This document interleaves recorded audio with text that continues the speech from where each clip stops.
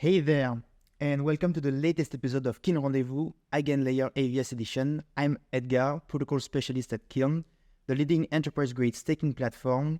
And joining us today, we have Himanshu Tyagi, co-founder and CTO at Kaleidoscope Blockchain, to discuss the exciting AVS, which is Witness Chain. Himanshu, how are you today? Oh, excellent. Thanks for having me. Perfect. So we wanted to start this off by just letting you introduce yourself and kind of give you the opportunity to share your background story and how you ended up working in blockchain. Yeah, so thank you very much for inviting me. My name is, as I guess said, my name is Himanshu Tyagi, and we are a part of this project called Witness Chain. We are a polychain ethereal funded project, and we have been around for a while. And we are also an AVS on EigenLayer. Kaleidoscope Blockchain is the name of the company, but we should just be known as Witness Chain. That's what we all go by now. And a little bit about my background. I'm a professor at a university in India. I'm a researcher. I've worked in blockchains, AI. I work in cryptography, AI, and 5G networks. And how I got into blockchain is interesting, and that's where my co-founder comes into picture. So this company, one of my co-founders is Pramod Vishwanath, who is also a professor at Princeton University, and he's also a blockchain researcher. In fact, Pramod is academic advisor for Shriram, who is the founder of EigenLayer. So that's also our EigenLayer connection. And my journey into blockchain is quite natural, actually, because I am a cryptographer. By one of my research topics is cryptography, and 2 years back, at the end of the previous bull market, roughly the previous bull market, Pramod and I were discussing about, we were looking at Helium, and we had a lot of ideas in building a decentralized 5G network, which is what Helium is also doing now. And that's where our journey started, and we thought we will enter from that side. We have a lot of ideas on that side. And from that, we are here now building Witness Chain. Great. Cool. So talking about Witness Chain, what is the origin story behind Witness Chain, and where did you start looking at EigenLayer and saying basically this is a platform we want to build on?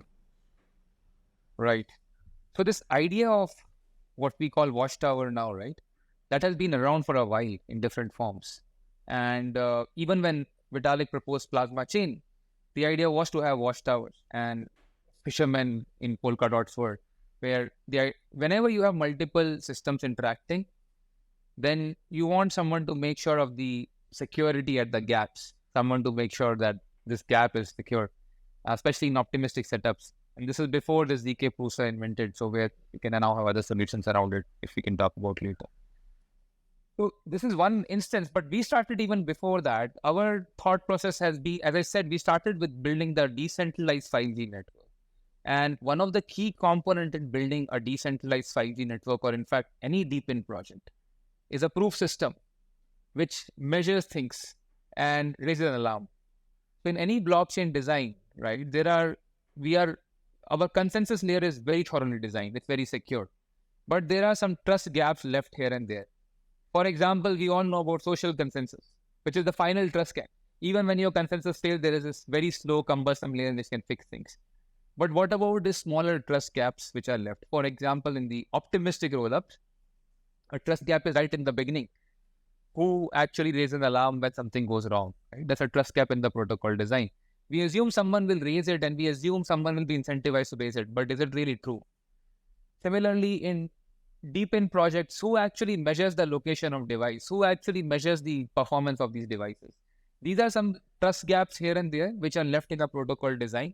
And the broader goal of a Watchtower, and Witness Chain Watchtower especially, is to fill up these trust gaps in all blockchain designs. Nice. This is where we started. And just to come to the EigenLayer story, in this story, so far there is no just raise an alarm and think of the economy around it. So we started building this Watchtowers for DePin, and we went live actually on some of the other systems like Filecoin. We integrated with Station. But the economy story was not very clear. And that's where Shriram, who's also an advisor for the project, had this EigenLayer thing going. And suddenly we realized that these Watchtowers are not something just external to the economy. They are the centerpiece of the economy. They are an independent validator pool, which can be used by different projects through EigenLayer. And different blockchains can think of them as another extension of their validator pool, which they can use to bootstrap their validator pool as well. And they bring security to them by raising alarm early on for various things. Great. Yeah, I saw you at that Filecoin ecosystem conference talking about Witness Chain. So this was also like a question that I was asking myself, like the link with Filecoin. But now I have my answer. So just to zoom out now, like I think like at least from reading your docs, I understand that you're building three things, which are the Watchtowers, proof of backhaul, which I thought I understood it was linked to proof of location, and proof of service. Can you talk a bit about these three verticals and how they interact with each other, if they do? Okay, so I'll sorry, I don't know which version of the doc, but I'll organize it in a slightly different way. Okay, so we are building three. So what you talked about are some of the detailed protocols, but at the high level, we are building three categories of watchtowers. So the watchtower for rollups is one. Then we are building watchtower for DePin, and then we are building watchtower for AI coprocessors, which is something in the next few months you will hear more about it. And we use different proofs to enable these three categories of watchtowers. Okay. So maybe watchtower for rollups is what we have been most talking about in the EigenLayer ecosystem. We can talk about that. And proof of backhaul and proof of location. Proof of location is also relevant for watchtowers for rollups, but those are more relevant in watchtower for DePin. And then there'll be watchtowers for AI, which we'll talk about later. Perfect. Thank you for the clarity. So perfect. Let's talk now about watchtowers. Like, what are watchtowers, and in the context of rollups, and I think optimistic rollups, like, why is it needed in this context? Perfect. So optimistic rollups have actually solved the Ethereum scaling problem, right? That's one of the things. And there were many solutions suggested early on. Plasma chain, it's different, but it has some ideas of this kind of rollup. And there was a sharding solution suggested for different reasons. Execution level sharding. We now talk about dank sharding, which is more about some other kind of sharding, but even execution level sharding. All these solutions were being floated around. And I don't know how, because I was not there for that long, but I find it somewhat surprising that the winning solution out of all this was rollups. But now I think there's consensus on this part. People agree that the hyperscaling of Ethereum will happen through rollups. And the trust layer underneath is very high value of trust, but slow and cumbersome. But let it be slow and cumbersome, because its job is not to check each and every transaction. Its job is to offer the highest quality of trust. This is the source of the trust for the whole Ethereum network. And then the scaling happens in different ways through things like rollups, ZK rollup or optimistic rollup. Now, optimistic rollup, I think, are the vehicle of hyperscaling, much more than ZK rollup, because the idea is the North Star of any security is, why should I be checking each and every transaction? I want to magically check only those transactions which are faulty. But that's a circular argument. How can you do that? You don't know upfront which transactions are faulty. So, this is nice. So you don't know upfront which transactions are faulty. So how can you just check that? So optimistic rollups are trying to move towards that, and they follow a very simple idea that I just bundle the transaction data and put it on the main chain, and then anyone can come and check if there's something faulty. And now with the DA, that journey becomes a little bit different and a little bit more complex, but still the rough idea is the same. And then you may ask the question, but why would someone come and check it? And this question, believe it or not, has not been answered in a satisfactory manner. Okay. And the way it was answered so far was that it is early stage of rollups. There are one or two very big rollups like Arbitrum and Optimism and Base, okay, which have a lot of traffic, lot of interest, lot of RPC node providers, lot of applications who will check for their own things. going wrong. And maybe these companies themselves will deploy someone to check because they have reputation to protect. Right? Arbitrum is a huge enterprise and it has reputation to protect, for which it will do everything it takes to make sure things are not going wrong. But that's not the era we are looking forward to now. Now we are entering an era of many, many rollups, like thousands of rollups. In fact, now, earlier when I was saying it, the people were not believing it, and even the conviction was lagging on my part, I guess. And actually, every smart contract should become a rollup once their business grows large enough, once they have enough number of transactions, right? So in this world where every kind of service, even the Web 2 service, when they enter the Web 3 world, they enter as a rollup. In this world, so many small rollups are there. Now we can't rely on this reputation as a source of trust. That Arbitrum is so big that they will take care of it. They will not lie and they will not cheat and all. Now this is an issue. So now one has to think of who will check the rollups. And that's where the Watchtowers will come in. And their job, and I'll elaborate more on this, is to check the rollup, check that nothing is going wrong. And if something is going wrong, then raise an alarm. Wow, that's really, really interesting. And it makes a lot more sense for me now. So basically, like what you're saying is this is not a service for like big rollups that we know today. This is something for the thousands of small ones that will pop up in the next years of crypto adoption. And those ones, they don't have big reputation to incentivize checking faulty transactions. So you need to kind of add like an added layer of security. I think that's really, really interesting and valuable for the space.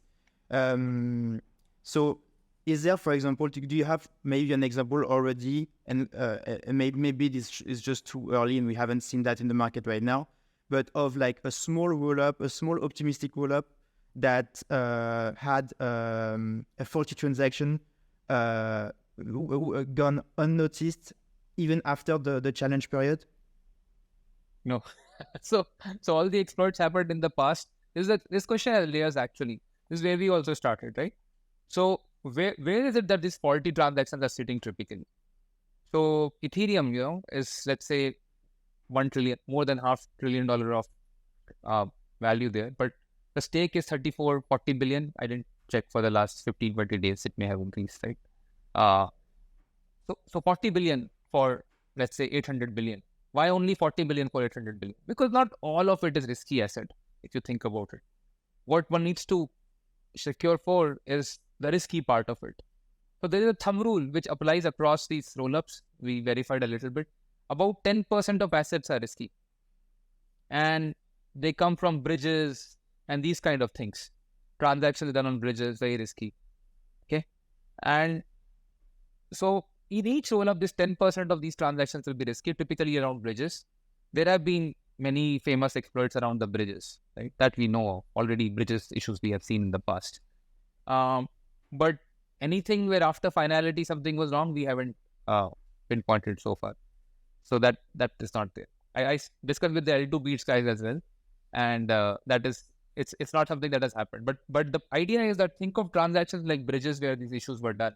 And so far, those bridge exploits were not with rollups, but that can also happen next. If it can happen with L1, it can happen with rollup as well. Much easier with rollup. And we are looking at so many interoperability projects now coming up, so many different type of bridges now coming up. All of those are risky assets. That's because security is sort of weak on the bridges. The validators are incentivized here, they're incentivized there. Where is the part? So one key thing to point out this is that the problem to solve for a watchtower is to incentivize them to be doing their job before things go wrong. And that's a design problem, right? So we don't have to wait for things to go wrong before we incentivize them to do their work. And the analogy I use for it is, it's a simple analogy that if you hire a guard in a bank and nothing else, you just hire a guard and then go back. And the easiest strategy, and you know that if someone robs the bank, there are very bad implications. The guy would probably be in jail for decades, right? So there's a hard resistance to not rob a bank. So simple strategy for the guard is just to say every night nothing is happening and don't even show up at the job. And if you had a scheme where I will pay the guard only when something goes wrong, like a bounty, and that doesn't work because it will never happen. And so guard will not be incentivized. So what one has to do is to design checks and balances where when nothing is going wrong, the guard is incentivized to do his job. You maybe go out at night, sometime check if this guy is sitting there or not. But similarly, when we design Watchtower, we have to design a proof system and incentive system, which keeps them active when nothing is going wrong. Because all said and done, things going wrong will be a rare event, yet you will have to incentivize the Watchtowers all the time. Perfect. That's all clear for me now. Then I guess my follow-up question is, how do you price this service to rollups? How do you basically like tell a rollup and say like you need it for this service, maybe you don't realize it yet, and you know, how do you think the market for this service will evolve? Do you also see like a potential for competition in this space, and or maybe substitution? How do you think that this will evolve in the context where we have thousands of rollups? Right. So the value proposition for rollups for this service, and I'll talk about competition of the similar service, is very simple. This is a validator pool for them, an independent validator pool for them. So when a rollup as a service provider comes and sets up your rollup, they give you typically a centralized sequence, and that's your single validator right now. Okay, but any rollup who wants to launch a token, right, they want their community to stake that token, and they want that community to in return give them some security. Now think of some even L3 like Orbit chains building on Arbiter. What do their validators do? Their validators are Watchtower. There's an independent pool of Watchtowers, validators, which is actually somewhat of a shared pool, but it comes for them. Let's say they assign 5 Watchtowers, and they can stake for them, right? And these rollups can give them rewards for watching service, and that gives them security. So this is an independent pool of validators for rollups. That's the value proposition for them, and they are incentivized through various methods. Like let's say, so we are keenly looking at this dual staking coming on EigenLayer now, right? Because that gives the best of both worlds. It comes with Ethereum trust for restaking, and these rollups can also stake on them, and and incentivize them in their own token. Our contracts will allow these guys to decide how much weightage they want to put on each type of stake here. But that's the view here for the rollups. That these are your independent pool of validators. Use it to bootstrap your validator community. Yeah, but my question is more around like how do you like how do you like? I completely understand that it's very, very valuable, but my question, like, because this podcast is really like targeted towards an audience of risk-takers, and the risk-takers, they are very interested in knowing what type of rewards they will be getting. So like they'll be very interested to understand, for example, like the value of this service. How does it compare to, for example, like a network of decentralized sequencers? If you could give us an idea like of this, that would be great. No, actually, it's very similar. So in fact, if you are running a decentralized sequencer, that's also an independent pool of validators. And a rollup would end up having some Watchtowers, some decentralized sequencers, right? It's a very similar value proposition, right? So when one sets up a rollup, they will have different kind of validators. Shared sequencers are one kind of it. Watchtowers are another kind of it. And in fact, if one is doing a shared sequencer node, then it makes much more sense to do a Watchtower, because the additional overhead is very small. It's very minimal. And now that rollup which incentivizes this Watchtowers and this, they can. So the way we see it is that these rollups will announce rewards like for their validators for staking their own tokens as well as restake ETH. They should announce yield on both of them, and that's what I think you're also looking at from this. Shared sequencers will probably also go to the same model, and that's what we're looking at. We are not thinking of it as a service for which you take gas fees. That's not how the rewards are coming. We are thinking of it as actually a validator pool for these rollups and a core part of their tokenomics. This is the community which provides security, core security to the rollup. And by default, rollups go with one sequencer, but that doesn't make them secure enough for higher economic value transactions to go through, because actually I can't just trust sequencer of a small rollup somewhere in the middle of the world. So now they get these other things as well. Shared sequencer helps them with other things. Shared sequencers help them with keeping the price down. And the security of shared sequencer can also be bootstrapped with EigenLayer. Similarly, Watchtower helps the same thing. So they can decide a composition where they will have two nodes for shared sequencers and 3 Watchtowers, and this constitute their initial validator pool, and they get staked on it. Clear.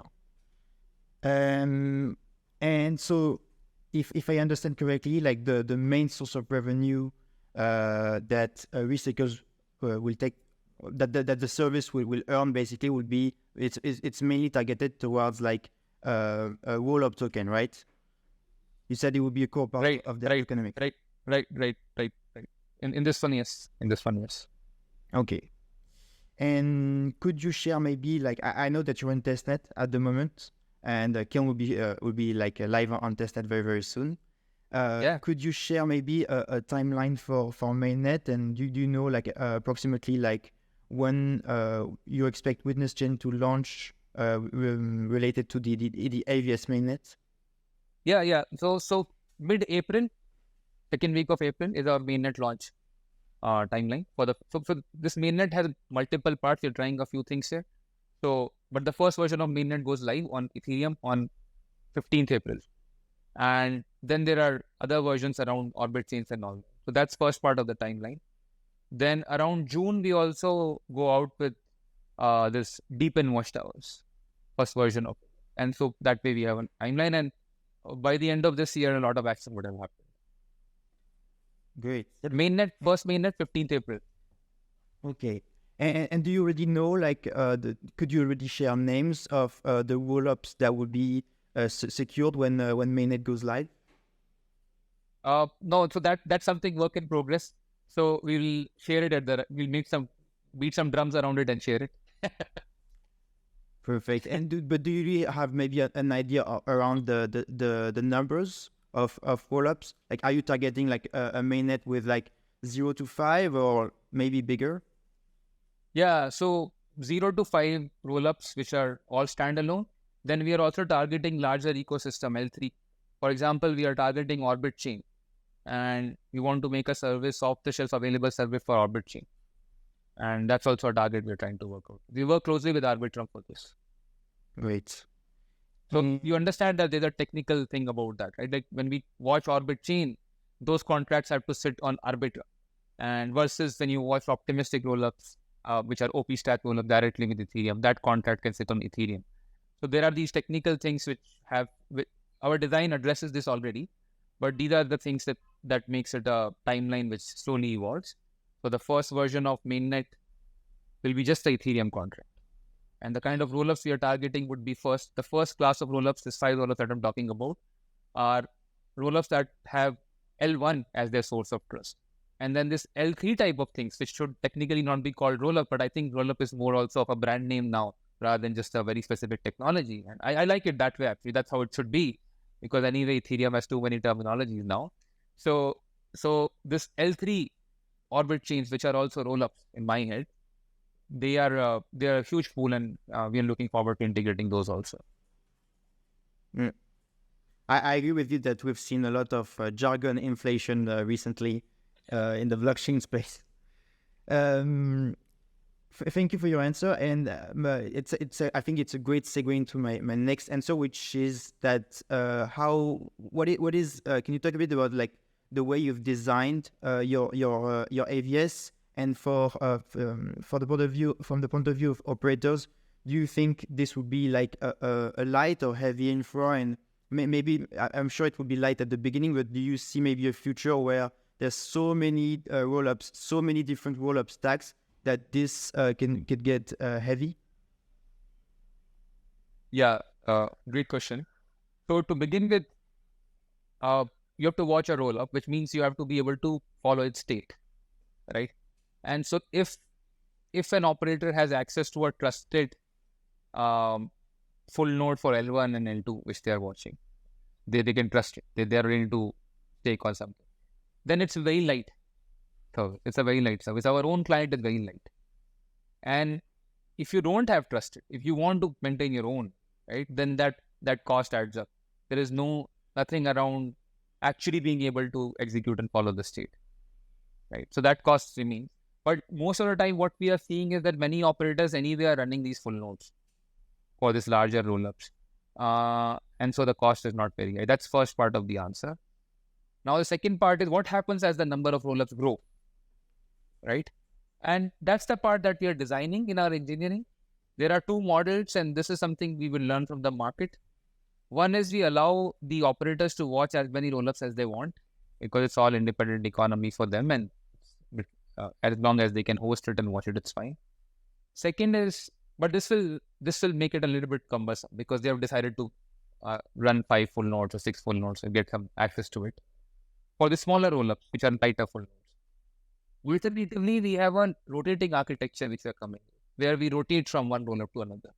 But what we are learning from the market right now, we have about 15 operators we are interacting with, operator groups with more nodes. So what we learn from them is that they don't want to be rotated. They want to watch some specific rollups where more action will happen. So so that's something we need to learn from the market, whether people would be willing to commit to this pooled security and submit to rotation. So there's a trade-off here. Security is higher if I rotate you, because then you can't, then sort of, you can't develop a long relationship with a rollup and you move to the next one soon, every epoch. But at the same time, the economic opportunity of securing the bridges, etc., are higher for some rollups than other, and you would like to rather watch those rollups. So there's a trade-off. We are still figuring out. For now, our design is very simple, that in the first phase, you get to watch whichever rollup you want to watch.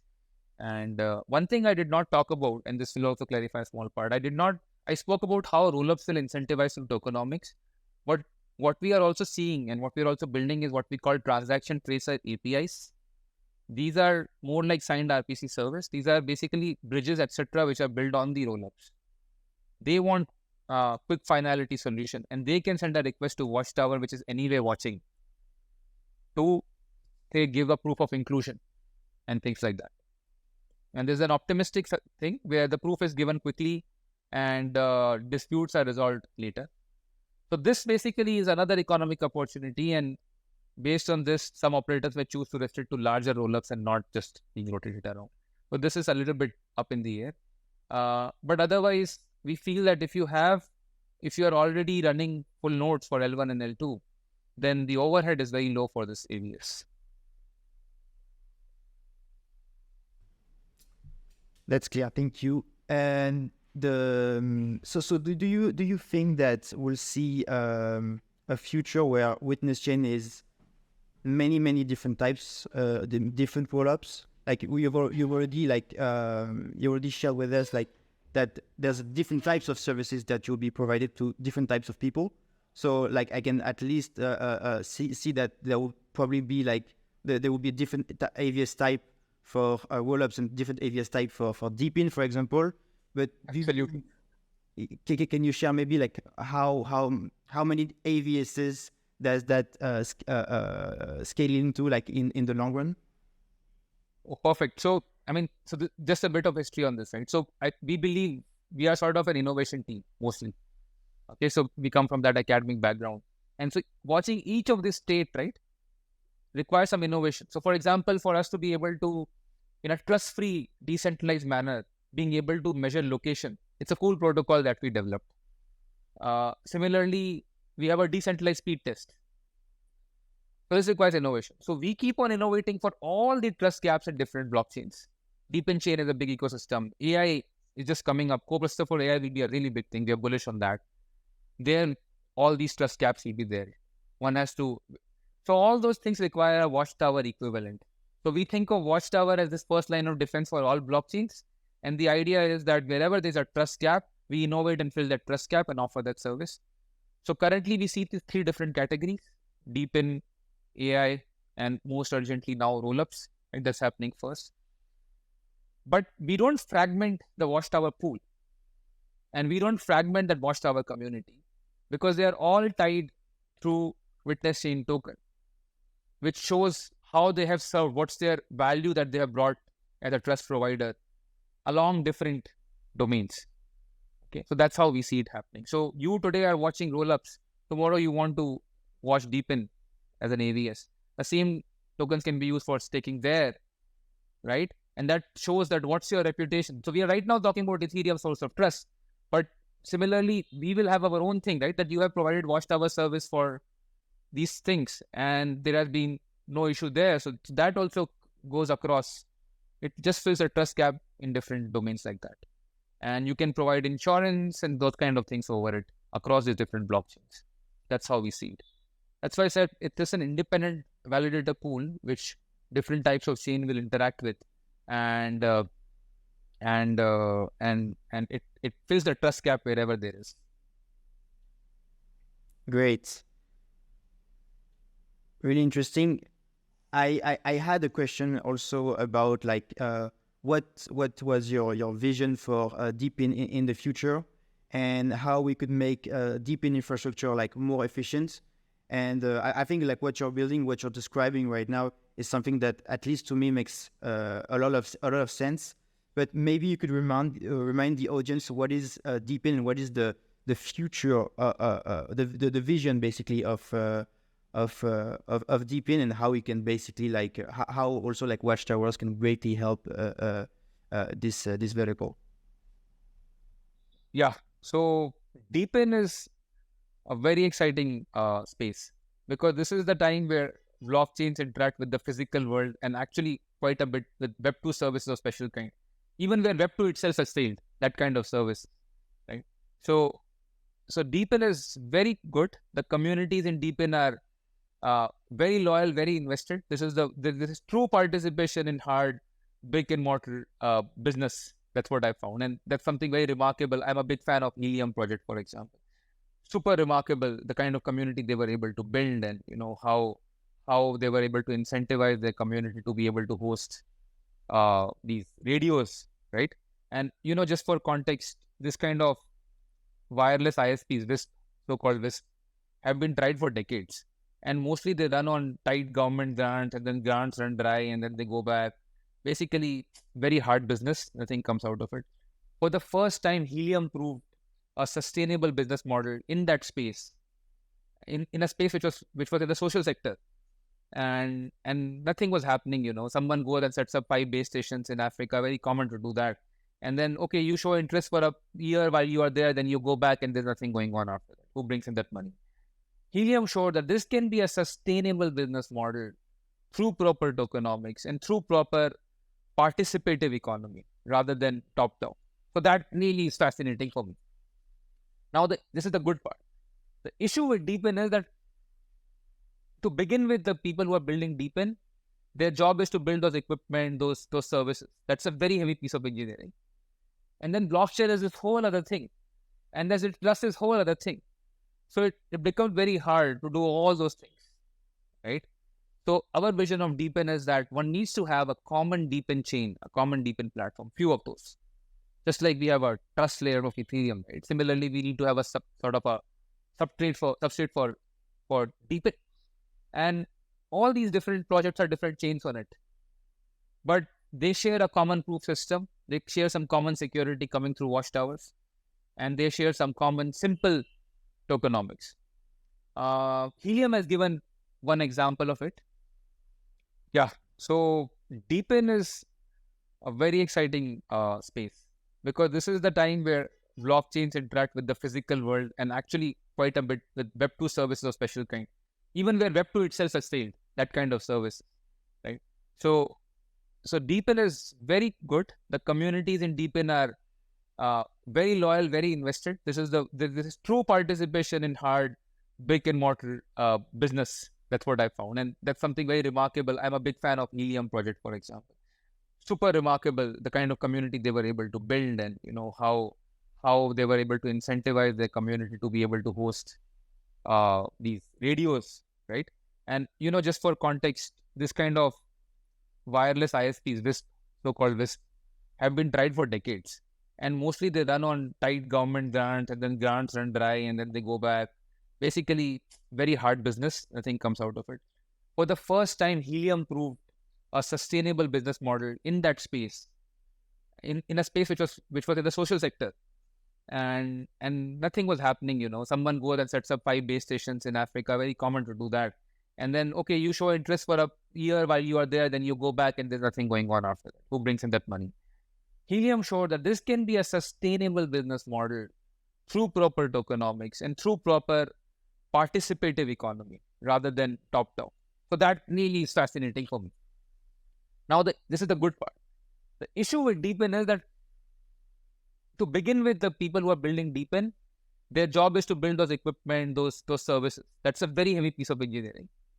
And then blockchain is this whole other thing. And there's plus this whole other thing. So it becomes very hard to do all those things, right? So our vision of DePin is that one needs to have a common DePin chain, a common DePin platform, few of those.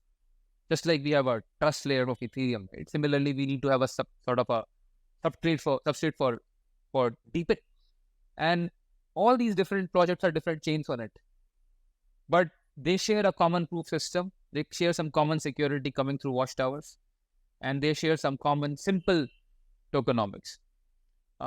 Helium has given one example of it through their DAO and sub-DAO structure.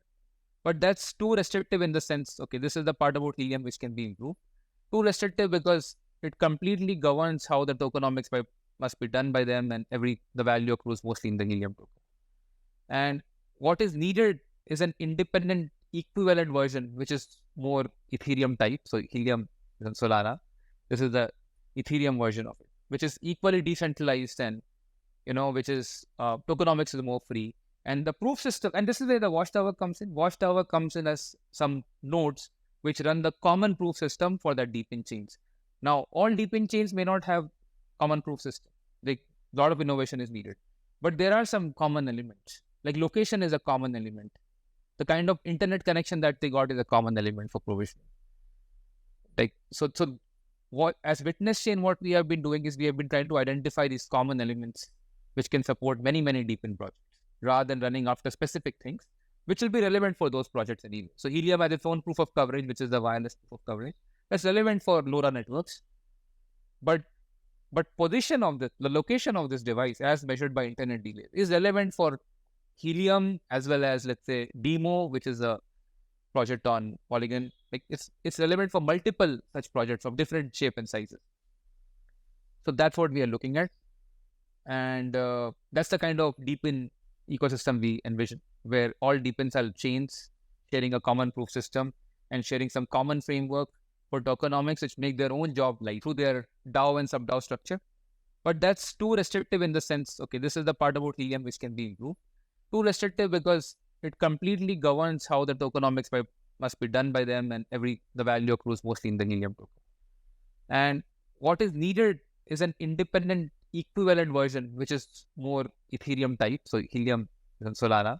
This is the Ethereum version of it, which is equally decentralized and, which is tokenomics is more free. And the proof system, and this is where the Watchtower comes in. Watchtower comes in as some nodes which run the common proof system for the DePin chains. Now, all DePin chains may not have common proof system. A lot of innovation is needed. But there are some common elements. Like location is a common element. The kind of internet connection that they got is a common element for provisioning. What as Witness Chain, what we have been doing is we have been trying to identify these common elements which can support many, many DePin projects rather than running after specific things, which will be relevant for those projects anyway. So Helium has its own proof of coverage, which is the wireless proof of coverage. That's relevant for LoRa networks. But position of the location of this device as measured by internet delay is relevant for Helium as well as, let's say, Demo, which is a project on Polygon. It's relevant for multiple such projects of different shape and sizes. So that's what we are looking at. And that's the kind of DePin ecosystem we envision, where all DePins are chains sharing a common proof system and sharing some common framework for tokenomics, which make their own job light. And do you think we could see like also a future of where DePin chains are not chains anymore, but they are rollups, or is that just too far fetched? No, this is happening. For sure going to happen. So we work with a project which is trying to do that. And there are many projects which are thinking of it this way. As I said, one must realize that if it's a DePin chain which will work, then their main focus will be on their engineering. They have to get their devices to work. That's a very heavy piece of engineering. And they are all looking for lightweight blockchain setup where the economy can be bootstrapped quickly. And they don't want to be involved in DAO and keeping the ecosystem up and all that. And this decentralized trust, maintaining decentralized trust is a full-time thing. So they would like to rely on other proof systems for that. That's what we are learning. And that's what we are trying to enable. And as you can guess, this is not something which Witness Chain can do alone. It requires a rollup ecosystem. It requires some coordinating chain. So we are trying to, there is some good progress here. And we're trying to enable that kind of ecosystem where all DePin chains are rollup of their own. Great. And okay, so let's ask like a question to zoom out a little bit. Like out of, for example, like rollups and DePin, for example, like the different types of verticals you are servicing, what do you think will be the first one to see great adoption? For now, rollup. I think the foremost, that's why we are prioritizing that. Rollup time is now happening today. I don't know what, maybe I would love to hear your thoughts on it, but there are many things happening in this particular. So I think we are starting a bull run and many things are happening right now. I think this is all, modular is a major narrative right now. And we built during the bear market and now something is being tested and that narrative is coming to the forefront in various ways. Also about how tokenomics around modular ecosystem work. That's very interesting. It's very different from what people thought about how value gets accrued and all that. So we feel that rollup is the foremost one. It's happening now. It's just started and will continue. So there are a lot of rollups on testnet for Orbit chain. There are a lot of rollups for testnet on OP.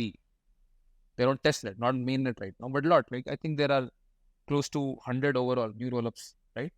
So that's a big number. So it's, if I would have said there were thousands of rollup, people would have not believed 7 months back, but already there are 100 of testnet. And so this 1,000 rollup is not a big thing. And in fact, it will be many, many thousands. So we are bullish on the rollup part because we see how that economy works. We see how the dual staking works. We see how communities are quickly built around those kind of things. Cosmos chain, similar thing is happening, right? Cosmos chain are so exciting for similar reasons, right? Same thing can come to Ethereum through rollups.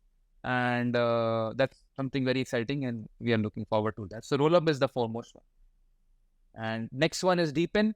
And third one, because technology is building so far, we don't have the appropriate proof system figured out completely, is AI. But that's the third one. But maybe in a year, everything will be just about AI. Yeah, it seems like AI can go faster than we can imagine. Because you're pouring the kerosene of funding on it. Yeah, it's going fast. Yeah. That helps definitely. Perfect. So actually you talked a bit about like for example the Cosmos chain, and I think it's a great segue into my next question, which is for the future of rollups and the future of Witness Chain. Do you envision, do you see also like interest and quality into like other rollup ecosystem? Are you mainly focused on Ethereum right now? How do you see the competition for rollups at the L1 stage, basically? That's a great question. So we are currently aligned completely with Ethereum, but you know that we were on Filecoin and and so that chart was there. I think in the future, in fact, the future depends on these systems becoming more interactive. These boundaries blurring a little bit more. It already happens, right? If you see our design, even for rotation, we borrow a lot from Polkadot. Beautiful design. Who wouldn't? And similarly, so we are already borrowing technology where we see, right? And so if we are open about borrowing technology, I think it's like cross-border trade. Economies thrive in cross-border trade. And I feel that will happen, that is happening and will happen. And I feel that Watchtowers will have an important role to play in that because they can be common neutral party across those things. And this is something I think EigenLayer's vision is also aligned with this. EigenLayer also wants to become this. I shouldn't speak for EigenLayer, but it looks like it's definitely appropriate for becoming a bridge between trust for different chains, right? Because these are trust holders, but they're a little bit more programmable and detached from the core consensus protocol. So they can do many things which can extend the trust to different chains. For example, I think this project like Polymer, which is borrowing from Cosmos ecosystem and getting things here, those projects are coming in some form or the other. Since they can handle technologies of the two chains, that means they can also handle interaction between the chains. So I think it is bound to happen. Whether it happens in this year or next year or the next bull cycle, that part, I don't think I have good insight about that. Bound to happen sooner than later. So sooner than later is what I would say. Great. So we can definitely expect in the future to see some Watchtowers also for cross-chain applications. Absolutely. Cross-chain is where Watchtowers will thrive, because this is the place where there's no, where is the incentive in cross-chain watching, right? So this is a great place for neutral parties to watch. Great. Yeah. So basically, when there is a gap in trust, there is a need for Watchtowers. Absolutely. I should make it a tagline. Okay. I'll print the t-shirt on it. Okay, for sure. Send me one. I'll wear it at the office for sure. Perfect. So just being conscious of time, we of your time especially. Like I think we'll wrap this up. Where can we send the audience to learn more about Witness Chain? Maybe follow you on X or Twitter. What do you prefer? Yeah. So we are at Witness Chain on X, and we are also witnesschain.com. The website is getting revamped. Before ETH Denver, it will be up and running. And just a quick plug-in, if you're coming for ETH Denver and you want to talk about anything related to Rollup, just drop a line. We'll be all there and would love to interact. I'll be there at ETH Denver, and I'll definitely join that. Perfect. Well, Himanshu, thank you so much for your time. We love to have you on the podcast, and we would love to have you maybe again when the AVS mainnet is live, and you can tell us much more about like the rollups that will be joining Witness Chain. But for now, we thank you so much, and to the audience, stay tuned for the next episode. Thank you very much. Great pleasure. Thanks.